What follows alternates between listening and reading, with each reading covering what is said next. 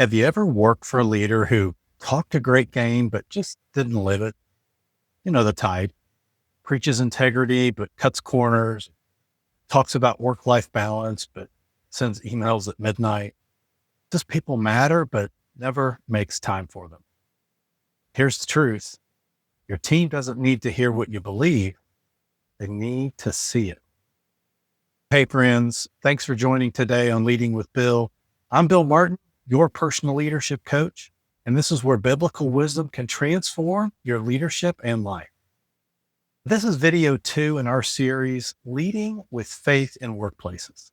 Last week, we talked about love as your leadership language, how leading with love is both biblical and strategic. Today, we're building on that foundation with a critical principle: leading by example and not just by words. The most powerful witness you have as a Christian leader isn't what you say about your faith, but it's how you live it out every single day. Before we dive in today, I want to quickly share that if you want to take a deeper step in your leadership growth, I provide a free resource that can be a great help to you. It's a new manager striving to thriving checklist. Just click the link in the description below to get this free resource. I'd love to share it with you. Now let's dive in. Jesus was clear about this. In Matthew chapter 5, verse 16, he says, "Let your light shine before others, that they may see your good deeds and glorify your Father in heaven." Notice what he didn't say here. He didn't say, tell everyone about your faith. He said, let them see your good deeds. Your actions are your witness.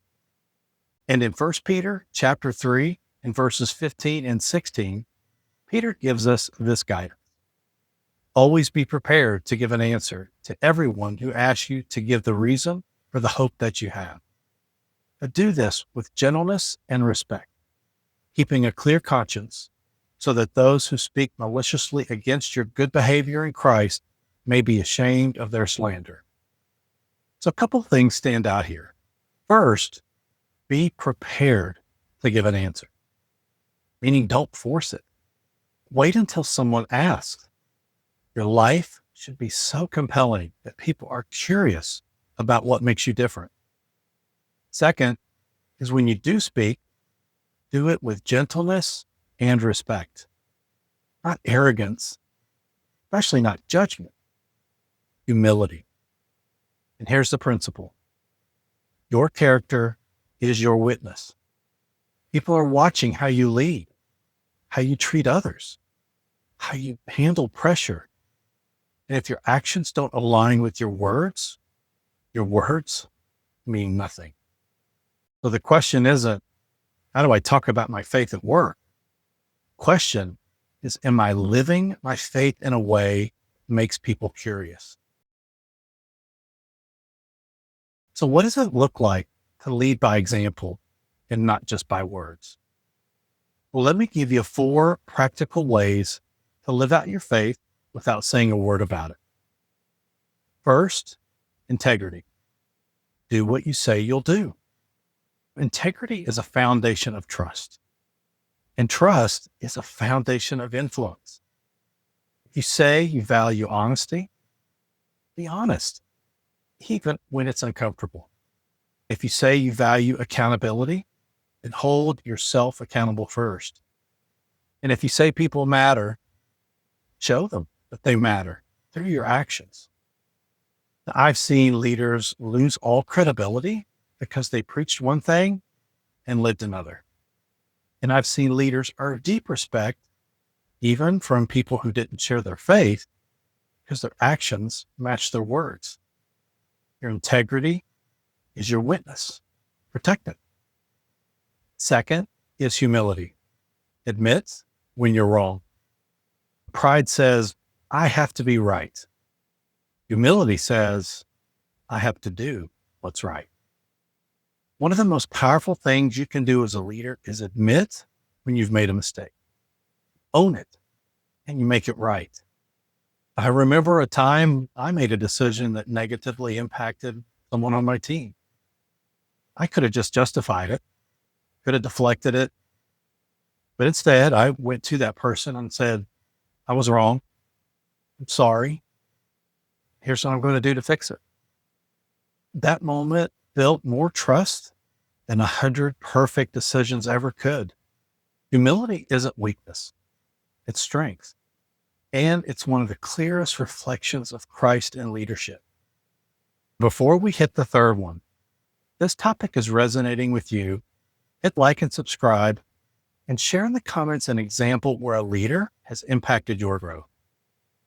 Okay, let's continue to the third practical way. Third is consistency. Be the same person every day. People are watching. And they're not just watching what you do on your best days, like they're watching what you do on your worst days. Are you patient? Things go wrong? Are you kind when you're stressed? Are you honest when no one's looking? Consistency builds credibility. Credibility builds influence. If you want people to see Jesus in you, they need to see the same character, the same values, the same love, whether you're in the boardroom, break room, or out in the parking lot. The fourth is serve without expecting recognition. Jesus didn't lead from a throne. He led with a towel. Now, if you want to reflect Christ in your leadership, look for ways to serve, not for applause, not for credit, but because it's the right thing to do. Maybe that's staying late to help a team member finish a project. Maybe it's giving someone else credit for an idea. Maybe it's doing the unglamorous work that no one notices. Servant leadership isn't about being a doormat. It's about putting others first and leading from a place of humility and love. And when you do that consistently, people notice. Not because you're talking about your faith, but because your actions are so different from the norm that they can't help but ask, why are you like this? And that's when you get to share the hope that you have with gentleness and respect. And here's the bottom line. You don't have to preach to be a witness. You just have to live like Jesus. And when you do, your life will speak louder than any sermon ever could. So here's your challenge this week. Ask yourself, are my actions reflecting my value? Am I the same person in public and in private? Where is the gap between what I say and what I do? Pick one area where you know you need to close that gap. Maybe it's integrity. Maybe it's humility. Maybe it's consistency. This week, focus on living out that value, not talking about it, but being it. Because when you lead by example, you're not just building a better team, you're reflecting the character of Christ in the marketplace. Friends, thanks for joining me today on Leading with Bill. Trust in the Lord with all your heart, and we'll see you next time.